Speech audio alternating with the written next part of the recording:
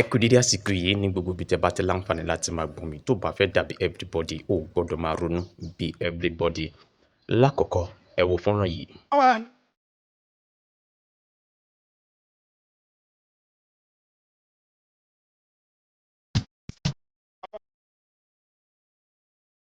Ẹnìkankan ọ̀mọ̀ ẹ ládùúgbò ìwà máa sọ̀rọ̀ ṣàkàṣàkà ìwà máa sọ fún omi ní institution tó fi exist for 530 years ìwà máa pàṣẹ.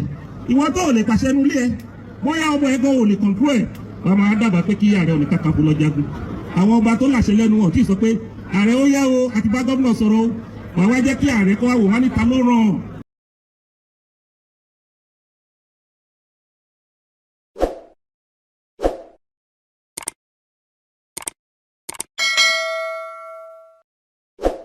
Ọ̀tẹ̀ ló ń jẹ́ ìlú ń pè ọ́, kò sẹ́ni tí ò lórúkọ tiẹ̀, àti wípé ọmọ kì í gọ̀ títí sẹ́ẹ̀ kó gbàgbé orúkọ ara rẹ̀. Ààfin tèmi ò nílò ìdánimọ̀ lọ́jà, tó bá dọ́jà báyìí wọ́n á mọ̀ pé ó dọ́jà ni.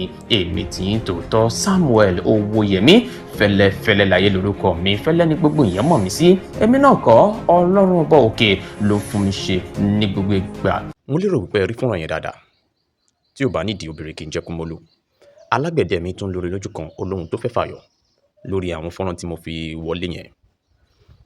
Ẹ jẹ́ n dúpẹ́ lọ́wọ́ àwọn ènìyàn, kí n dúpẹ́ gidigidi fún ìfẹ́ tẹ́ ní sí ìkànnì yìí. Àjọṣe wa ò ní bàjẹ́. Mo sì ṣe ìlérí láti máa mú wá sétí ìgbọ́ yín gbogbo bó bá ṣe ń lọ. Màá máa inform yín, màá dẹ̀ máa update yín nípa gbogbo rẹ̀. Now, ẹ jẹ́ n bẹ̀rẹ̀ láti bí. Fọ́nrán Ìbà Gani Adams yẹn, ó jẹ́ fọ́nrán kan tó ṣeé ṣe kẹ́yìn èèyàn kan ti rí. Ṣùgbọ́n tó bá fẹ́ dàbí everybody, o gbọdọ̀ máa ronú bí everybody. Mo notice kankan. Kí n tó sọ ohun tí mo notice, ọba aládé kan sọ̀rọ̀ nípa ọ̀rọ̀ ètò ààbò àti àwọn nǹkan kan. Ohun tẹ́ bá rí sí tí n bá ti mú wá sétí ìgbọ́ yín bá mi fi ránṣẹ́ sí abẹ́ comment section. Olóyè Sunday Igboho, ìjọ́ wo ni wọ́n fẹ́ jáwé oyè lé wọn lórí? Ìrìn àjò yẹn báwo ló ṣe rìn? Ìròyìn ayọ̀ kan wà tó jẹ́ pé wọ́n ní àwọn ọba tó pọ̀ níye dáadáa wọ́n fẹ́ dáwọ́ ṣe nǹkan kan fún olóyè Sunday Igboho. Màá túmọ̀ ẹ̀ délẹ̀ fún yín dáadáa, màá túṣu désàlẹ̀ kòkò. Tí Ìbà Gani Adams tí mo kọ́kọ́ notice ni wípé, ṣé ò notice pé this same statement ni Ìbà Gani Adams ni wọ́n ń tẹnumọ́ láti ọjọ́ ìwá. Wípé ìwọ tó ṣe mi mọ bọ́tẹ̀ ṣe because I don't have interest sínú ọ̀rọ̀ yẹn. Wípé àwọn fẹ́ jẹ́ kí àwọn ọba ládéládé, àwọn èèyàn kí wọ́n fún àwọn láṣẹ káwọn tó lọ sọ pé àwọn fẹ́ lọ jagun. Àwọn ọ̀rọ̀ yìí lóòótọ́ àti lódodo, ẹ̀yin lè máa sọ nípa àwọn nǹkan kan tẹ́yin fi ń wojú wò yìí, tẹ́ fi ń wo àwọn nǹkan kan. Ṣùgbọ́n àwọn èèyàn tẹ́ ń sọ sí yìí, owó ti sú wọn. Ohun kan wọ̀nyí ni wọ́n gbọ́ lójoojúmọ́. Ohun ló jẹ́ kí ọ̀rọ̀ yẹn máa tún dàbí pé kò jẹ́ tuntun mọ́. Ohun tẹ́ ti ń pariwo fún ọjọ́ pípẹ́, òun náà lẹ̀ ṣì wà nídìí ẹ̀. Tẹ́ bá lọ sí ayẹyẹ kankan, ohun tá a máa expect láti gbọ́ lẹ́nu yín, òun náà ni the same ọ̀rọ̀ yìí. Lóòtítọ́ àti lódodo, oríṣiríṣi àwọn nǹkan ló jẹyọ níbi tí Ìbà Gani Adams sọ yẹn. Níbi tí Ìbà Gani Adams ti sọ àwọn ọ̀rọ̀ wọ̀nyí, tí mo dẹ̀ fẹ́ jẹ́ kẹ́ relate ẹ̀ mọ́ nǹkan tí ó wà nílẹ̀ lórí ọ̀rọ̀ olóyè Sunday Igboho. Now, àwọn èèyàn ló ṣì fún Ìbà Gani Adams ní gbogbo ibi tí wọ́n bá lọ. I stand to be corrected. Tó bá fẹ́ dàbí everybody, o gbọdọ̀ máa ronú bí everybody. Ẹ̀rín fẹ́ gbé mi, ṣùgbọ́n mo ń gbìyànjú láti pamọ́ra. Nítorí wípé àwọn èèyàn wá rí Ìbà Gani Adams mọ́ gẹ́gẹ́ bí Ààrẹ Ọ̀nà Kakanfò. Wọ́n ní kò exist mọ́. Oríṣiríṣi àkọlé ni ó ti jẹyọ wípé wọ́n ti rọ̀ wọ́n lóyè. Ẹni tí ń ṣe Aláàfin Ọ̀yọ́, àárín àwọn àti Ààrẹ Ọ̀nà Kakanfò, nǹkan tí trailer ti gba àárín wọn pẹ̀lú oríṣiríṣi àwọn ọ̀rọ̀ èyí tí à ń gbọ́. Ohun tí mo wá fẹ́ fàyọ ni wípé eléyìí tí mo tún wá rí ló ń ṣe mí bákan bákan. Ẹ kọ́kọ́ gbọ́ comment eléyìí náà. Who is she talking about? She. Ẹ tún wá gbọ́ o. Ẹ fi yá wá lẹ̀ o. I love her speech. She spoke like a brave woman. Okay. ẹnìkan tún fún un lésì wípé if they have kidnapped one of yours won't you take action? Ok, gbogbo ohun tẹ́ bá rí sí bóyá èyí náà fẹ́ fi kọ́mẹ́ǹtì tí yín ránṣẹ́ ẹ fi ránṣẹ́ sábẹ́ comment section. Ẹ tún wá gbọ́ ẹni yìí o, you fit no believe how but trust me she is saying the truth. Ok, àwọn kan tí mo notice yìí ni mo kàn ń try láti ok who give Sunday order before fighting kidnappers? Ìyẹn ẹ̀dìyẹn náà mú oríṣiríṣi. Ok, ẹ wá gbọ́ ilé Alhaja Ganiyat aka Arikuyeri don voice out o. Àwọn nǹkan tí mò ń rí yìí mò kàn rí ṣì bí obìnrin bí mo wá wò pé ibo ló ti wọ́ wá. Ẹ jẹ́ kí n assume pé mi ò mọ ibi tí ọ̀rọ̀ yẹn ti ń bọ̀ ṣùgbọ́n ok ẹ jẹ́ tí n wo tẹlòmíì torí ọ̀rọ̀ ṣì yẹn ó pọ̀ nínú ọ̀rọ̀ tí ó wà nílẹ̀ yìí. Wọ́n ní na money this girl dey find jare. Madam Gani Ààrẹ Arikuyeri Baba White Baba White go sit down ceremonial Ààrẹ Ọ̀nà Kakanfò. Ọ̀rọ̀ yẹn ó rí bákan létí mi. Sincerely ẹ jẹ́ kí n mẹ́nu bẹ̀ torí ọ̀rọ̀ ṣì yẹn ó ń ṣe mí bákan tí mo fi wá ń wò pé ṣé ọ̀rọ̀ yìí ti dé bí ni ẹnikẹ́ni ò tẹ̀ wá regard Ààrẹ Ọ̀nà Kakanfò mọ́. Ohun tẹ́yin náà bá rí sí ìjọba mi fi ránṣẹ́ sábẹ́ comment section. Ibo ló ti wọ́ wá? Àwọn ọ̀rọ̀ wọ̀nyí ó ti ń di gbọmọgbọmọ. Mo fẹ́ rọ Ààrẹ Ọ̀nà Kakanfò Ìbà Gani Adams wípé bóyá kó tún yí story sí ibòmíì. Lóòótọ́ ẹ ti sọ eléyìí ẹ tún tẹnu mọ́. Àwọn èèyàn kan sọ pé wọ́n ní point. Well, good, but ọ̀rọ̀ yìí ó ti ń pọ̀jù láti ọ̀dọ̀ yín. Ẹ jẹ́ ká wá nǹkan ṣe. Ẹ̀yin náà lẹ ń pè fún kí wọ́n parí ìjà tí ẹni kejì ò sì bá yín jà. Now irú ọ̀rọ̀ eléyìí ńkọ́ ibo la fẹ́ gbé sí? Ẹ jẹ́ n kúrò ńbẹ̀. Gbogbo ohun tẹ́yin náà bá rí sí ẹ bá mi fi ránṣẹ́ sábẹ́ comment section. Ẹ jẹ́ kí n lọ sọ́dọ̀ ọba aládé kan. Ohun tẹ́ bá rí sí ọ̀rọ̀ ọba aládé yìí kẹ́ bá mi fi ránṣẹ́ sábẹ́ comment section.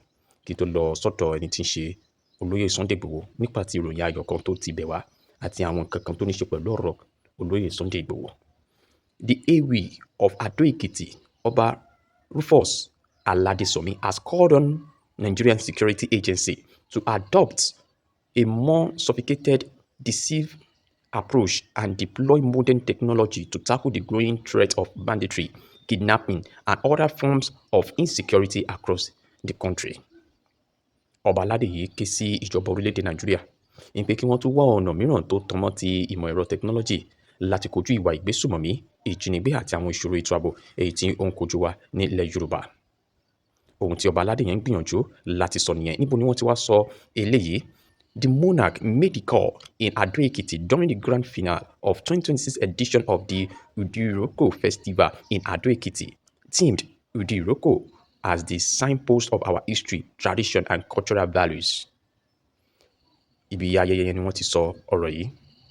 Ọba Aladesomi expressed concern over the worsening security situation in the country, particularly the increasing incidents of mass kidnapping of children and teachers, as well as the killing of innocent citizens.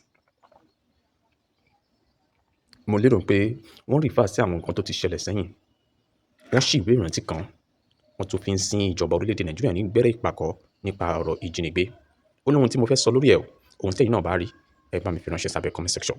He said the scale of insecurity had become a source of serious concern, stressing that security agencies at all levels must intensify their effort to protect lives and property.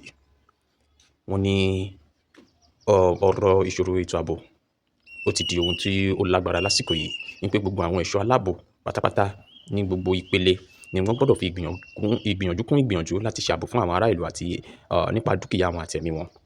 While commending President Bola Tinubu, Ekiti State Governor Biodun Oyebanji, and other stakeholders who contributed to the rescue of victims abducted in Ẹ̀dá Oníyọ̀, ṣẹ̀rántí ìṣẹ̀lẹ̀ yẹn. The traditional ruler urged security agencies not to relent in their effort to safeguard. Ẹ wá gbọ́ o, wọ́n sọ kankan tí mo dẹ̀ fẹ́ jẹ́ kẹ́ ẹ tẹ́tí gbọ́ níbi tí ọ̀rọ̀ dé dúró yìí. He stressed that the protection of citizens must remain a priority at all levels of government, particularly as insecurity threatens the safety of communities access to education and the general well-being of Nigeria. Wọ́n ní ọ̀rọ̀ ètò ààbò yìí gbogbo ìjọba ìbílẹ̀, ìjọba ìpínlẹ̀, ìjọba àpapọ̀ wọ́n gbọ́dọ̀ mú lókùnkúndùn. His words, I pray that our country overcome its current security challenges. The security situation everywhere is highly troubling with the mass kidnapping of school children and teachers and a wanton killing of innocent people. Lóòótọ́ là ń kojú àwọn kan wọ̀nyí. Àdẹ̀dúpẹ́ pé àtúnṣe ti ń wá díẹ̀díẹ̀. Wọ́n wá fi ìdí rẹ̀ múlẹ̀ pé wọ́n dúpẹ́ lọ́wọ́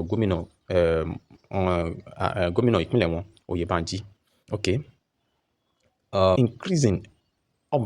It is increasing obvious that the security agency must employ technology craftiness and ruthless sophisticated to arrest the unrepentant onslaught of these bandits all over the country.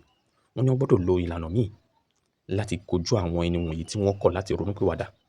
Àwọn èèyàn bíi ẹgbẹ́ Boko Haram. Ọba aládé kan ló ń sọ̀rọ̀ yìí o, ohun tẹ́yìn bá rí ìṣèjọba ìbá fi ránṣẹ́ sábẹ́ comment section. Okay. Ohun kan tí mo lè rí dìmú nínú ọ̀rọ̀ yẹn, òun náà ni mo ti sọ yẹn. Gẹ́gẹ́ bí ọba yìí ṣe ti sọ tó dẹ̀ dùn mọ́ mi nínú. Tí mo dẹ̀ fẹ́ jẹ́ kí ẹ̀yin náà fún ọba yìí lè ṣe ẹjọ́ ẹ bá ń fi kọ́mẹ́ǹtì tì yín. Lórí ọ̀rọ̀ ètò ààbò yìí jẹ́ kí n sọ di mọ̀ fún yín wípé ìjọba ò sùn. Wọ́n ń ṣiṣẹ́. Tẹ́ bá rí àwọn nǹkan kan tí wọ́n ti ń gbé ṣe, ẹ mọ̀ pé lótìtọ́ àti lódodo ìjọba ń gbìyànjú tiwọn láti rí pé ọ̀rọ̀ ètò ààbò ó ṣe kíni ó múnádóko. Lára rẹ̀ náà ni olóyè Sunday Igboho ń ṣe ní ilẹ̀ Yorùbá wípé ètò ààbò yẹn ó gbọ́dọ̀ wà lókùnkúndùn. Wọ́n gbọ́dọ̀ rí wípé wọ́n rí nǹkan ṣe ní orí rẹ̀. Launching Ìrẹ̀kùn ó ti wáyé ní àwọn ibi ìpínlẹ̀ bíi Kwara, Ọ̀ṣun, Èkó, àwọn ibẹ̀ yẹn. Láìpẹ́ yìí ẹ máa gbọ́ ti ìpínlẹ̀ Ògùn, Èkìtì lọ́lọ́kọ̀ọ́jọ̀kan. Ẹ ti máa rí gbogbo ẹ̀ bó ṣe ń lọ lóríṣiríṣi níbi tí àwọn èèyàn ti ń dira àtẹ̀rẹ́ àwọn èèyàn tó ń búra pẹ̀lú ìbọn wípé yes kẹ́ lè mọ̀ wípé ibi tí ọ̀rọ̀ Ìrẹ̀kùn dé yìí kì í ṣe nǹkan kékeré. Kí ló wá mú mi lọ sọ́dọ̀ olóyè Sunday Igboho lórí ọ̀rọ̀ tó wà lẹ́yìn kí má bàa dá yín lágara ọ̀rọ̀. Òun ni pé wọ́n ní àwọn ọba aládé kan tí wọ́n lọ bí 120 fẹ́ parapọ̀ ṣe nǹkan kan lórí ọ̀rọ̀ olóyè Sunday Igboho. Kí ni wọ́n fẹ́ ṣe? Màá fẹ́ jẹ́ kẹ́ ẹ fẹ́ ti ara yín gbọ́ àti àwọn nǹkan kan tó ní ṣe pẹ̀lú ọ̀rọ̀ ètò ààbò tó wà lẹ́yìn gẹ́gẹ́ bí àlejò mi ṣe bá mi yànnàná ẹ̀ ní àárọ̀ yìí. Ẹ̀yin náà á láǹfààní láti mọ̀ wípé olóyè Sunday Igboho yìí òun náà ó jẹ́ ẹni tí ayé fẹ́. Ó jẹ́ ẹni tí ó mú ọ̀rọ̀ kò dẹ̀ sí torí nǹkan méjì táwọn èèyàn fi fẹ́ràn rẹ̀ torí ó mú ọ̀rọ̀ àwọn ọmọ Yorùbá, ilẹ̀ Yorùbá, ètò ààbò nílẹ̀ Yorùbá ó mú lókùnkúndùn. Òun náà là ń sọ fún ẹni tí ń ṣe Ààrẹ Ọ̀nà Kakanfò wípé yìí náà ẹ jẹ́ ká gbàgbé àwọn ọ̀rọ̀ kan ká filẹ̀ sí apá kan ká gbájúmọ́ ọ̀rọ̀ ètò ààbò yìí lápapọ̀. Nítorí pé ohun tá a bá jìjọ fìmọ̀ ṣọ̀kan ṣe gígùn ní gún. Ọwọ́ kan gbẹ́rù dórí. Ẹ wo ibi tí àwọn èèyàn wá sọ yín dà tí wọ́n ń pè yín ní ṣì. Ṣé bẹ́ẹ̀ náà ló ti wá worst tó ní? Ṣì. Okay, ẹ jẹ́ ká lọ darapọ̀ má lè jọ mi torí wọ́n yànnàná àwọn kankan tí mi ò dẹ̀ fẹ́ jẹ́ kẹ́ miss. Tó bá fẹ́ dàbí everybody ó gbọ́dọ̀ máa ronú bí everybody. I stand to be corrected. Gbogbo ohun tẹ́ bá rí sí ẹ jọ̀ọ́ bá mi fi ránṣẹ́ sí abẹ́ comment section. Ó yá o, ẹ jẹ́ ká lọ darapọ̀ má lè jọ mi. Ẹni re kì í bẹni re jẹ́. Ìyẹn ni pé tẹ́ bá ti rẹ́ni tí ń bá ní jẹ́ kiri kì í ṣe èèyàn rí o. Àdìtú ọ̀rọ̀ ni. Tẹ́ bá ti rí èèyàn tó ń bá èèyàn jẹ́ kiri, àwọn bíi Gani àtàwọn ajá tó yí káàkiri, ènìyàn rẹ kan ò sí lára wọn torí ẹni rẹ kì í ṣe kíni kì í bẹni re jẹ́. Ó wá tẹ̀síwájú bàbá kọ́mándà ó kọrin yẹn pẹ̀lú làákàyè. Ó ní bí ẹ bá bà wá jẹ́ ọba Olúwa a sì máa tú wa ṣe. Èrè ìdí tí mo fi wá láàárọ̀ ènìyàn tó ṣe congratulation tó olóyè Sunday Adéyẹmọ Ìgbòho Òòṣà bí wọ́n ṣe ń bà á jẹ́ tó bí Gani ṣe rò pé òun lè tapọ̀ sí aṣọ àláì, bí Gani ṣe rò pé òun lè dáyangí sí epo tí ọmọ Adéyẹmọ gbé dání, kàkà kó bàjẹ́ ṣe ló ń rẹwà sí Èdùmàrè. Ó fẹ́ wà fún dídẹrẹ́ ọmọ aráyé depo sí lára, Gani depo sí lára, kàkà kó bàjẹ́ ṣe ló ń rẹwà sí. The more Gani try to destroy Sunday Adéyẹmọ Ìgbòho Òòṣà lọ́lọ́run ọba mi gbé sókè, lọ́lọ́run ọba mi gbé ga. Ṣé ó tọ́pẹ́ àbí ó tọ́pẹ́? Mo kí gbogbo ẹ̀yin bàbá mi àtẹ̀yin ìyá mi, mo kí ọmọdé, mo kí àgbà, mo kókùnrin, mo kóbìnrin. Ojú rẹ tuntun máa wà léni. Èyí tẹ́ wà lójú oorun ẹ sùn àsùnyè, àbúrò oníkan yín, ìbànújẹ́ òní wọnú ayé yín láṣẹ Olódùmarè. Ẹ̀yin tẹ́ ti wà lọ́sàn-án, gbogbo àkókò tí dédé tẹ́ bá wà, àbúrò oníkan yín. Mo kí yín lórúkọ olóyè bàbá, olóyè tuntun, olóyè Chief Sunday Adéyẹmọ Ìgbòho Òòṣà.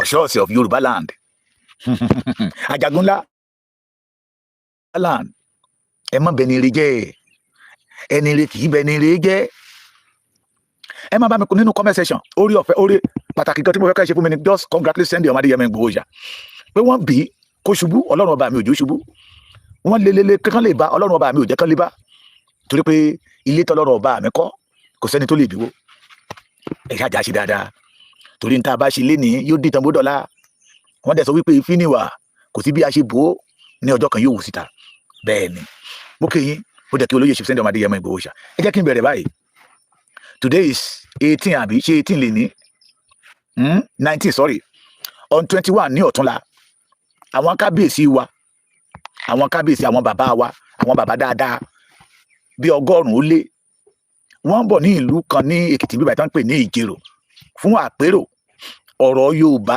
àbò Yorùbá tí wọ́n invite ọmọ wọn Májàsọ́lá Òòṣà olóyè tuntun bàbá olóyè tuntun ẹni ọ̀tá pápápápá tí ò kú ẹni aráyé lélélélé tí wọn ò bá olóyè Chief Sunday ọmọ Adéyẹmọ Ìgbòho Òòṣà wíbi díẹ̀ ẹ̀rí pé tọ́pẹ́ ẹni tán ní kó ṣubú wọ́n sọ̀rọ̀ àbùkù sí wọ́n yẹ̀yẹ́ ẹ̀ òun ló pa Bọ́lá Ìgè tọ́ọ̀gì ni ó wà lára àwọn tí bàbá Tinubu fi ń pààyàn kiri síbẹ̀síbẹ̀ wọ́n rò pé they can damage the image of Chief Sunday ọmọ Adéyẹmọ Ìgbòho Òòṣà but Ọlọ́run ọba mi sọ wípé no torí ọlá inú kan ká lè jọ pàdé ńbẹ ká lè jọ ríra wa kójú lè kójú yes torí ẹni tí ò bá débẹ̀ kò mọ tá a lọ ṣe mo sọ yẹ ẹ̀gbọ́n náà ta ló ń parọ́ ẹ má bá mi kí olóyè Chief Sunday Ìgbòho pé congratulation ó ti ṣẹ́gun ọ̀tá ẹ dẹ̀ jẹ́ káwa Yorùbá náà máa kíra wa torí tó bá jẹ́ pé nǹkan tí ò dáa ló ṣẹlẹ̀ sọ́mọ Adéyẹmọ ni ariwo tí ọmọ pa káàkiri ní ṣe bí mo sọ pé Yorùbá ò ṣe é nu ẹnu fún ariwo tí ọmọ pa kiri náà ni pé ṣe mo sọ fún yín pé Yorùbá ò ṣe é jà fún but thank God ìmọ̀ ọ̀tá ò ṣe lórí ọmọ Adéyẹmọ èrò wọ́n gbẹ́bọ wọn lọ́sàn gangan wọ́n gbẹ́bọ wọn níhòòhò lọ́sàn gangan nítorí ọmọ Adéyẹmọ wọ́n gbé lọ́gànjọ́ òru wọ́n gbé láṣàálẹ̀ wọ́n gbé ní aago kan òru síbẹ̀síbẹ̀ òfò náà mú wọ́n parọ́ tòkè mọ́ tìsàlẹ̀ ọmọ Adéyẹmọ òrèlẹ̀ bẹ́ẹ̀ ni ọmọ Adéyẹmọ òrèlẹ̀ ló jẹ́ kí n bá orí yẹn wọlé pé abanijẹ́ ènìyàn tí ń bá ènìyàn jẹ́ kiri níjọ́ tó bá ti dẹ́kun àti banijẹ́ làwọn bá ọ̀jẹ̀ kalẹ̀ I'm just coming here to appeal to all the Yorùbá race ojú wa ti là ká dúpẹ́ lọ́wọ́ social media ká dúpẹ́ ó ti pẹ́ tó ti jẹ́ most especially ẹ̀yin ìyá wa ẹ̀yin bàbá wa ẹ̀yin àǹtí wa ẹ̀yin àbúrò wa ẹ̀yin ẹ̀gbọ́n wa tẹ́ ẹ wà nílùú òyìnbó tẹ́nìyàn kan ó kàn déédéé kó agbádá gẹrẹyẹ wá tí ọmọ sọ ìtàn tí ò ṣojú bàbá ẹ̀ tí ọmọ sọ tí ò ṣẹlẹ̀ rí nílẹ̀ Yorùbá àdéhùn ọ̀dùdẹ tẹ́ ẹ tó dáwó fún tó ń fowó yín wú lọ́nà ọ̀fun tó dẹ̀ ń ṣe Yorùbá níjàmbá tí ń tú àṣírí Yorùbá fún ọ̀tá ṣe gbọ́ mi mo sọ fún yín pé èmi o olódodo a máa ń láyà bíi kìnìún tí n bá ti mọ̀ pé olódodo ni mo wà I won't stop wọ́n láwa kan ṣe propaganda and I want to explain to them mo fẹ́ kí ọyàn ọmọ Yorùbá ó mọ̀ ta ló ṣe propaganda nínú àwa bloggers Sunday Igboho torí blogger náà ń pè wá but we know that we are not a bloggers àtàwọn àwọn ọlọ́pàá òru ẹgbẹ́kẹ́gbẹ́ àwọn ọmọ Gani tí ń lu Yorùbá ní jìbìtì tó ń larí àgbòmọ́tò wúkọ́ ẹjọ́ olówó ló máa ń jẹ Ààrẹ Ọ̀nà Kakanfò bó ṣe sọ kí ni ìpilẹ̀ṣẹ̀ owó ẹ̀ kí ni ìpilẹ̀ṣẹ̀ owó ẹ̀ tí ẹgbẹ́ kó máa wà kísà ní ìran Ààrẹ Ọ̀nà Kakanfò aṣọ ńlá olówó ni wọ́n torí Ààrẹ Ọ̀nà Kakanfò àná kò sí lè tó wà kísà nù wọn yes lóòótọ́ ni àwọn Ààrẹ Ọ̀nà Kakanfò àná wò wà kísà Ààrẹ Ọ̀nà Kakanfò àná wo ló ṣe Kakanfò festival lára tó fi ń jà yín ló lè nìyẹn o Ààrẹ àná wo ló gbé Kakanfò festival síta ṣé Kakanfò náà torí majority àwọn mùmú ọmọ Yorùbá tètè inú wọn sì di wọn a máa sọ fún wa pé ó dẹ̀ ń promote culture Yorùbá ni o ṣé lára culture Yorùbá ni Kakanfò ìbéèrè ní tí òrùjú Kakanfò festival it is the part of the culture that we have in Yorùbá land or ara àwọn orò tá a máa ń ṣe torí pé ẹni ó ń gbé àṣà ga ni lára propaganda tó fi ń gbowó lọ́wọ́ yín nìyẹn lára àbòsí tó fi ń kó yín lẹ́rú jẹ nìyẹn ojú ti là ẹ̀yin ọmọ Yorùbá ẹ ti dá irọ́ mọ̀ ìyàtọ̀ sí òdodo mo sọ ní ìbẹ̀rẹ̀ ọdún mo ní ẹ̀yin ọmọ Yorùbá ẹ̀wọ̀ yóò mọ òtítọ́ yóò sì sọ ẹ́ di òmìnira pé ní ìjọ́ tá a bá ti dá òtítọ́ mọ̀ yàtọ̀ sí irọ́ níjọ́ yẹn la kúrò nínú ìgbèkùn ẹ ti dá ẹni tó fẹ́ràn yín ẹ ti dá ẹni tó ń fẹ́ ìtẹ̀síwájú ilẹ̀ Yorùbá àti ẹni tó jẹ́ wípé kó ṣàmọ́ fi Yorùbá mú ètò owó ni kó ṣàmọ́ gbowó ni kó ṣàmọ́ gbowó ni ó ṣe Kakanfò ṣé àná ni ṣé Kakanfò is part of our culture Kakanfò festival ó ya ọjọ́ yẹn lẹ̀ kó lè máa fi gba owó lọ́wọ́ àkàìmọ̀ ìyàwó tó wà lamẹ́ríkà tó wà ní London tó wà ní Canada kan tó máa da owó fún. Yorùbá ẹja jí, Yorùbá ẹja jí, tó bá jẹ́ pé lóòótọ́ la fẹ́ràn ìran wa, tó bá jẹ́ pé lóòótọ́ lódodo láàfẹ́ kí ẹ̀mí ọmọ Yorùbá ó bọ́ lọ́wọ́ àjòjì, ẹja jí. Gani Adams is not part of us. Ẹ ṣáà ti gbọ́ nǹkan tí bàbá mi Ọba Bariga sọ pé aṣẹ̀wá mọ̀ bó tẹ̀ jẹ́ pé àwa kan ti mọ̀ tẹ́lẹ̀, aṣẹ̀wá mọ̀ ni o pé ọmọ tápà náà fi jẹ Ààrẹ Ọ̀nà Kakanfò wọ́n dẹ̀ ti gbé pìlà Ààrẹ Ọ̀nà Kakanfò lé lórí. We can still see a lè ṣí ló ń jẹ́ bẹ́ẹ̀. Kó má ba ilẹ̀ Yorùbá jẹ́, kó má sọ ilẹ̀ Yorùbá di ahoro. Tó bá jẹ́ kó dúró jẹ́jẹ́ títí ẹ̀ pẹ̀lú àwọn alájẹbánu OPC ẹ̀ tí wọn ò dìde ọ̀tẹ̀ sí ìlú ẹkùn tí Ọlọ́run ṣe gbé jáde. Ṣé wọ́n bàbá wa Àgbẹ̀kọ̀yà wà ń bẹ̀, àwọn ọ̀tá ń bẹ̀, àwọn fìjìláńtẹ́ ń bẹ̀, gbogbo peter balọ̀ náà tẹ̀lé wa. Ṣùgbọ́n he want to see himself as a leader. A ní gbogbo ìtàn Yorùbá ló ń ti mọ̀, a ní gbogbo ìṣe Yorùbá ló ń bẹ lọ́wọ́ òun, bẹ́ẹ̀ dẹ̀rẹ́ irọ́ ló ń pa. Ẹ̀gbọ́n tí Arógundadé sọ lánàá pé bàbá tó bí bàbá ẹja lè wọnú pálásì ni. So he is not a Yorùbá. This time around we the Yorùbá must. Ìka tó bá tọ́ sí mú ká fi romú. Structure of security ilẹ̀ Yorùbá ń bẹ lọ́wọ́ wa. Àti àrẹ́ǹgì àti pàtìkún over 5 years kí Sunday Igboho tó dé. Fúlàní ń operate bíi bó ṣe wù wọ́n ní bandit ń operate every ìlú.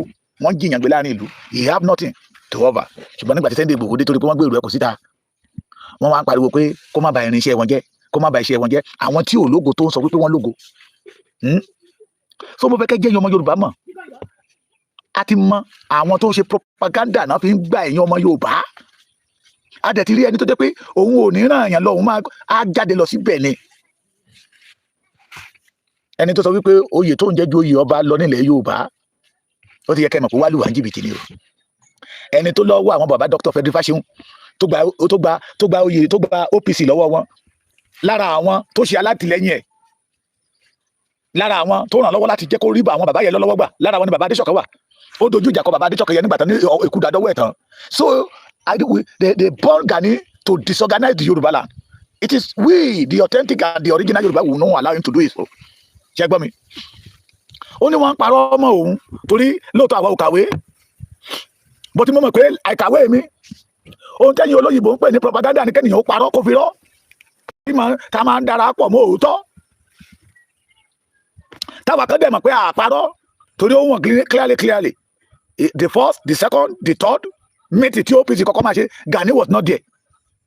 So he showed that OPC ti wà kó tó lọ join wọn, kó tó fi jẹ youth leader, kó tó dàbẹ̀rú pẹ̀lú àwọn àgbà ìyá kan tó jáde síta tó ń tutù kùtù lẹ́nu lóde òní. That is number one. That is what? Number one. Number two, ẹgbọ́n tí bàbá wa Ọba Bariga sọ pé ẹni tó bá lọ́bì oyè Ààrẹ Ọ̀nà Kakanfò lọ́dọ̀ bàbá wa Lámídì Adéyẹmí Aláàfin was what? A Fulani man. Àtíkù 300 million.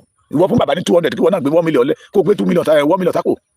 Bàbá sọ wípé oyè tí Fulani bá bá ìyàn gbà ṣé kìí ṣe Fulani ẹ̀ ló máa ṣiṣẹ́ tọ̀. He made that he used opportunity of money over Buhari yẹn in the game. Tọ́bajẹ́ pé àwa ló ń sọ sí wọn ní wọ́n rán wọn ní o, Sunday Igboho ló rán wọn o, Sunday Igboho ló fún wọn lówó 200,000 naira ní Sunday Igboho fún wọn, owó táwa ń gbà lọ́wọ́ Sunday Igboho ju 200,000 lọ, ṣùgbọ́n mi. Ẹ̀yin wọ́n rán wọn yìí àtàwọn máa lè tán tẹ̀lé lẹ́yìn tá a bí wọn nílẹ̀ Yorùbá torí sọ wọn jẹ́ ilẹ̀ Yorùbá tí ènìyàn kan dẹ̀ ń ba ilẹ̀ Yorùbá jẹ́ tẹ́ torí tọ́rọ́kọ́bọ̀ tó ń fún yín tẹ́ wá sọ wípé orúkọ Gani orúkọ tó ti ń build more than 34 years orúkọ tẹ́yìn jẹ nìyẹn tó fi ẹ̀jẹ̀ ọmọ Yorùbá tó fi rọ́pò pa ilẹ̀ Yorùbá tó fi make. Ẹ mọ̀ pé gbogbo àwọn ẹ̀jẹ̀ tí àwọn ọ̀tá ti pa nílẹ̀ Yorùbá máa dìde abiyin léèrè. So we want to know propaganda bó kàn fẹ́ máa rán ẹ̀yẹ̀yẹ̀ létí ni o. Àwa ń celebrate bàbá olóyè tuntun ni orúkọ ló ń Sunday Igboho wọn ní kò jà fún májàsọ́lá kò jà sípò ṣùgbọ́n àfìwà gbayè lọ́mọdé yẹn mọ́ nítorí lè módìdí ọba pété tó bá ń sọ ìtàn Yorùbá tí wọn bá ti dárúkọ Sunday ìtàn yóò tí ì pé. Gbogbo ẹni tó jẹ́ pé wọ́n jọ lọ sí Ọ̀wọ̀ níbi tí Gani ti sáré bíi rélùwé ó jáde síta ó ń dìlé mọ́ ó dìnnà ẹ̀ ẹni tó dẹ̀ wà ń bẹ̀ sọ wípé kò lè sọ lójú òun kò lè sọ ọmọ ìṣẹ̀lẹ̀ tó ṣẹlẹ̀ ní Sẹ̀lẹ̀ Express wọn ní kí n má sọ já ni mo sọ pé ohun tí èmi bá sọ lẹ́nu kì í ṣe àhesọ ohun tó ṣẹlẹ̀ ní Sẹ̀lẹ̀ Express ẹni tó fẹ́ kọjá Sẹ̀lẹ̀ Express tí mo tún pa ó mọ̀. Why are you telling lie? Kì í dẹ̀ ń ṣẹ̀bi ẹni tó ń parọ́ àwa tá à ń kó irọ́ jẹ lé ẹ̀bí wà lọ́wọ́ wa kì í tún ṣẹ̀bi lọ́wọ́ àwa tá à ń kó irọ́ jẹ ààrẹ ni tó máa là wá lójú ni ló jẹ́ ká máa kó irọ́ jẹ ṣùgbọ́n tá a bá ti rẹ́ni tó ń là wá lójú tó sọ pé báyìí lọ́nà ṣe rí báyìí lọ́nà ṣe rí tá a bá sì tún wá ń wọnú ìgbèkùn irọ́ a jẹ́ pé ọwọ́ wa ló wà a jẹ́ pé ọ̀rọ̀ yẹn ni pé ọmọ ègbé kò ní ṣàìṣègbé à ń sọ eléyìí kí ọ̀pọ̀lọpọ̀ ọmọ olúdúlówó ọmọ Yorùbá tó sì wà nínú ìgbèkùn Gani Adams kán lè jára wọn kúrò mẹ́ẹ̀ kán lè kúrò nínú ìgbèkùn Gani Adams kán lè mọ̀ wípé Gani Adams ń ba orísun wọn jẹ́ ni he have nothing to offer the Yorùbá rẹ̀ he have nothing to offer that is why tẹfima olú bàbá wa ọba Bariga tó tún sọ̀rọ̀ yìí wọ́n ì máa àtàkì bàbá ṣé àmọ́ kó ti sọ pé wọ́n fẹ́ sọ olórí ogun ilẹ̀ Yorùbá di méjì ni ta ló fi jẹ olórí ogun ilẹ̀ Yorùbá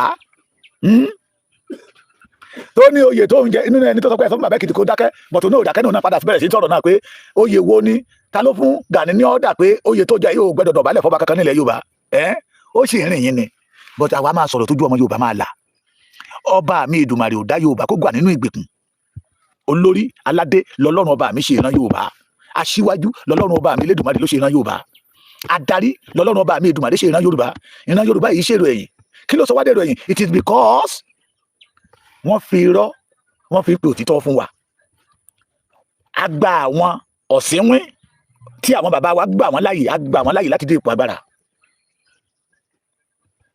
à ń fi àjòjì sí ipò àṣẹ nílẹ̀ Yorùbá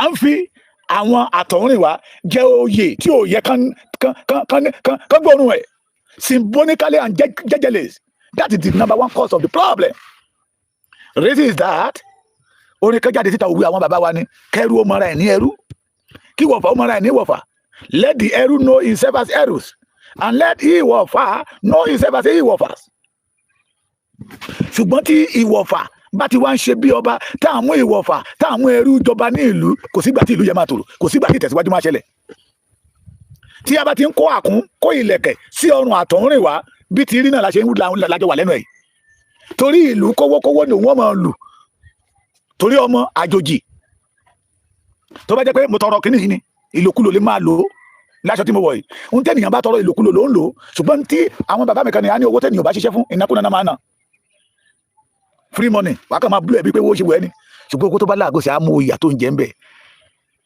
a máa ní òun ti gbìyànjú nílẹ̀ Yorùbá ẹ sọ ìyàn ẹjẹ wá gbára ìyànjú tó gbà máa tún wá kan yẹ̀yẹ́ òun ti gbìyànjú nílẹ̀ Yorùbá gan wọn lè má sọ̀tọ̀ Yorùbá kán má sọ̀tọ̀ bẹ́ẹ̀ ni. mo kẹ́ sísá mi mo kí gbogbo ẹ̀yin bàbá mi. ẹ ti gbọ́ rí o mo kàn tó fẹ́ kẹ́ ti gbọ́ rí. ẹ jọ mo ní ìpínlẹ̀ kan tí mo fẹ́ bẹ̀rẹ̀ o.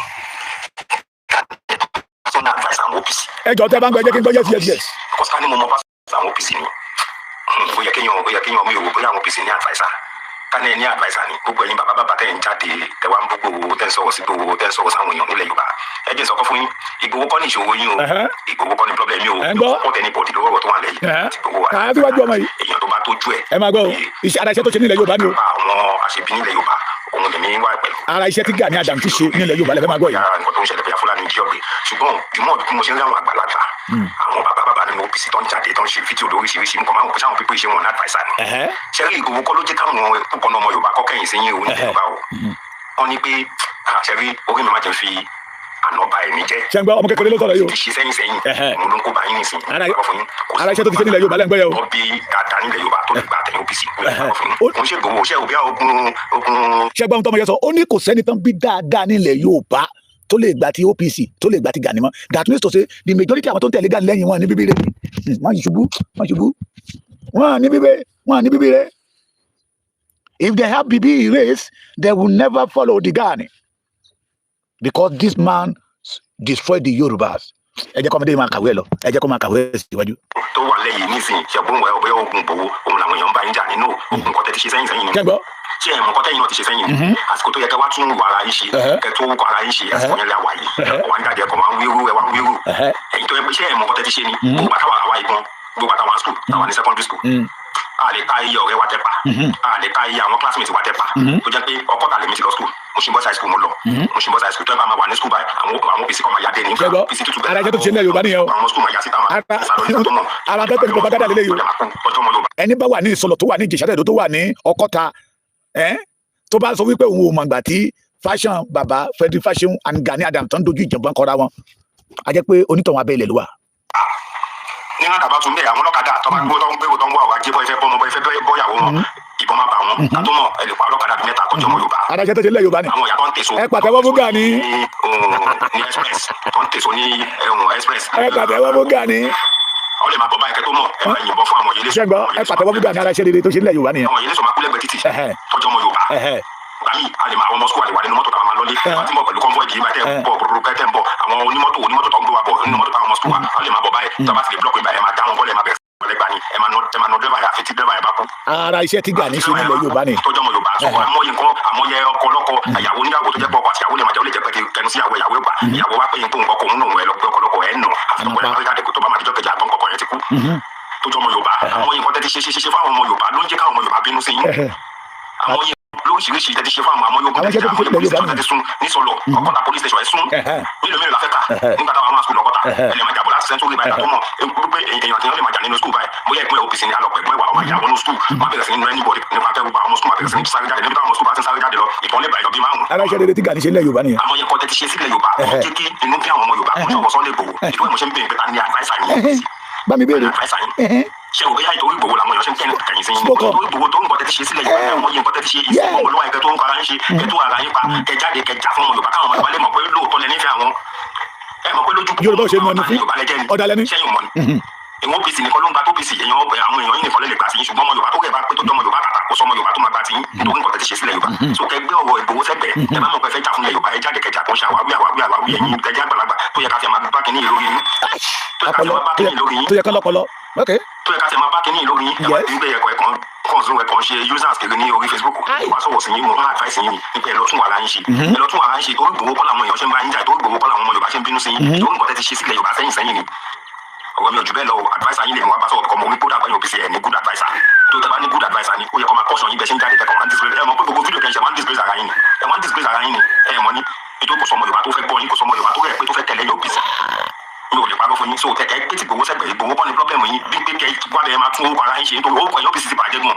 ẹ mọ̀ ni orúkọ yín OPC ti bàjẹ́ gan ọmọ Yorùbá bẹ́ẹ̀ sí ni wá sọ sórí wọn nípa experience tèmi nípa OPC yẹn ọkọ̀tà mo ti lọ school mo mọ iye ẹ̀mí ọmọ Yorùbá tó tọwọ́ yín bọ́ lọ́kọ̀tà. aláṣẹ tó ṣe nílẹ̀ Yorùbá nìyẹn. mo mọ ẹ̀mí ọmọ Yorùbá tó ti ọwọ́ ẹ̀yìn OPC bọ́ lọ́kọ̀tà ṣé onímọ́tò tẹ pa ni ọ̀kadà tẹ pa ni ṣé ọmọ skul tó jáwọn ọmọ ọ̀rẹ́ wa tẹ pa ni ṣé kọ́tà bá jáde ní skul bàtà tó mọ ìbọn lè bọ ọmọ skul bí márùn-ún bí mẹ́wàá lójúmọ́ mélòó la fẹ́ ta so ẹ̀yin nìkan lọ tún wàrà ń ṣe kẹgbẹ́ tí Ìgbòho sẹ́gbẹ̀ẹ́ Ìgbòho kọ́ ni pọ́blẹ́mù yìí nǹkan tẹ́ ti ṣe fáwọn ọmọ Yorùbá ni nǹkan tẹ́ ti ṣe fáwọn ọmọ Yorùbá good adviser tẹ́ bá ní good adviser ó yẹ kó máa kọ́ṣọ́ yín bẹ́ẹ̀ ṣe ń jáde ẹ mọ̀ pé kàn ń disgrace ara yín sí ẹ lọ ṣe the need footing dẹ̀ nígbà ẹ̀kọ́ ra yín jọ tẹ́ bá mọ̀ pé ẹ ti ṣe tán kò sí pé bóyá ẹ̀ ń gbà proof lọ́wọ́ ẹni kankan kò sí ẹ̀ lè jáde síta ń sì tẹ̀lọ́ mú Fúlàní káwọn ìjọba kan wá sọ pé káwọn ọmọ Yorùbá má yà síta pé ó ṣe jáyìn tẹ̀lọ́ mú kìíní ni ìjọba máa sọ fún àwọn fẹ́ máa bájà sọ ọ̀rọ̀ tèmi ò jù bẹ́ẹ̀ lọ mọ́ advice yìí ní gbogbo yín o tọkọ mi bá dàbí. ọ̀rọ̀ ló sọ bu náà nìyẹn orúkọ ọmọ tápà àyè gba tápà kọ́lé ìpinnu so ṣé blackmail lè yọ propaganda this is not a propaganda this boy say the reality mi ò mọ̀ rí èmi náà mo kàn ṣe alábàápàdé fídíò yẹn ni mo gbé ní Ìjẹ̀ṣà Tẹ̀dó mo gbé ní Mùsìn Olóòṣà mo lẹ́gbọ̀n ní Àwáwù ìyá mi wà ní ìyá mi ò ní dárúkọ wọn ìyá mi wà ní Olúṣọ̀gá tá máa ń sọ pé àwọn tó kọ́kọ́ bẹ̀rẹ̀ iṣẹ́ alumílíọ̀n ọkọ wọn ní Èkó àwọn tó bá mọ̀ bẹ̀ dáadáa wọn ti mẹni tí mo sọ yìí ní Olúṣọ̀gá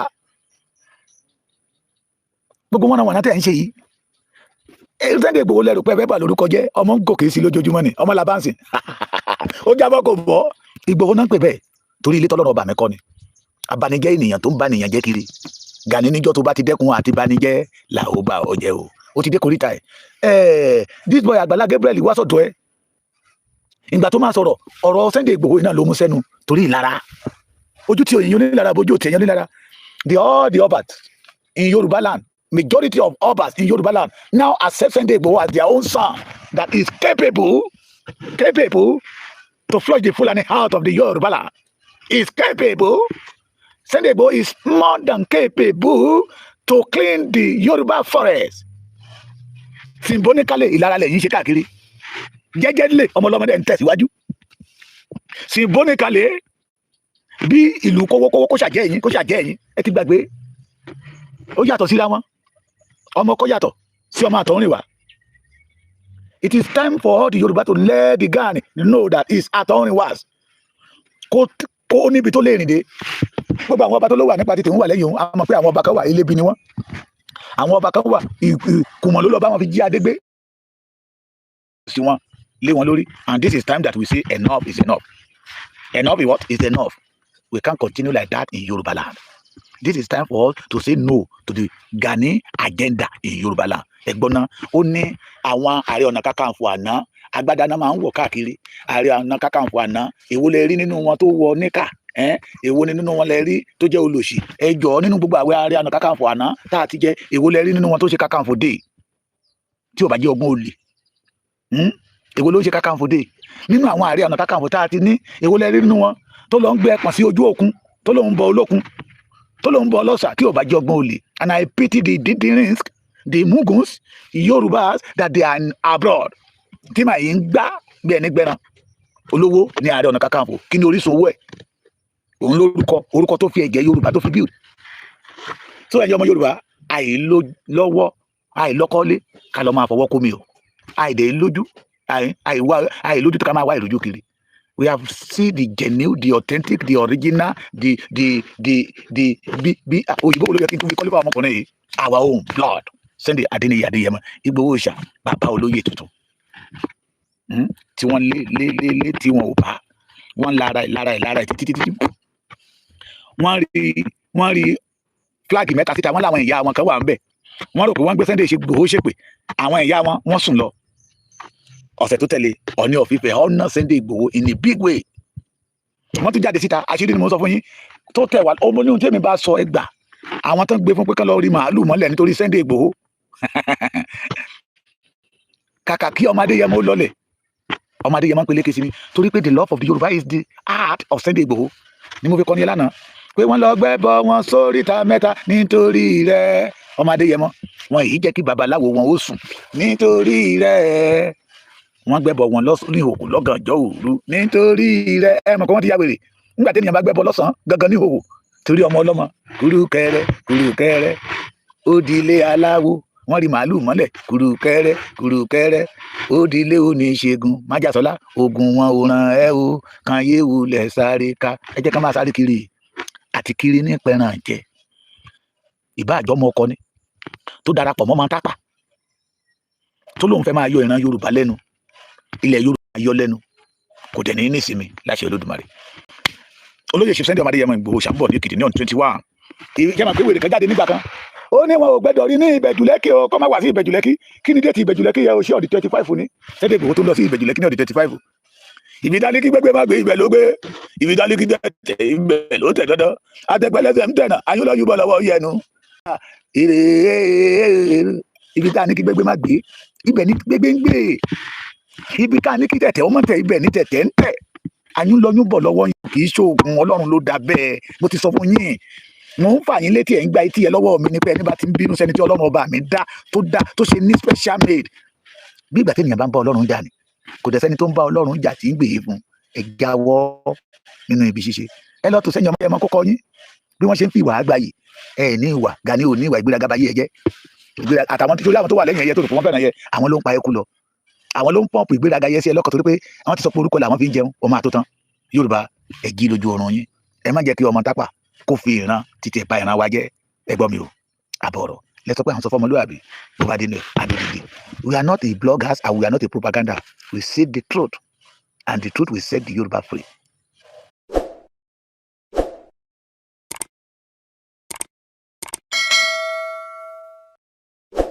Ọ̀tẹ̀ ló ń jẹ́ ìlú ń pè ọ́, kò sẹ́ni tí ò lórúkọ tiẹ̀, àti wípé ọmọ kì í gọ̀ títí sẹ́ẹ̀ kó gbàgbé orúkọ ara rẹ̀. Ààfin tèmi ò nílò ìdánimọ̀ lọ́jà, tó bá dọ́jà báyìí wọ́n á mọ̀ bó dọ́jà ni. Èmi tìyín tòótọ́ Samuel Owóyẹmí, fẹ́lẹ́fẹ́lẹ́ láyé lórúkọ mi, fẹ́lẹ́ ní gbogbo èèyàn mọ̀ mí sí. Èmi náà kọ́, Ọlọ́run ọba òkè ló fún mi ṣe ní gbogbo ìgbà.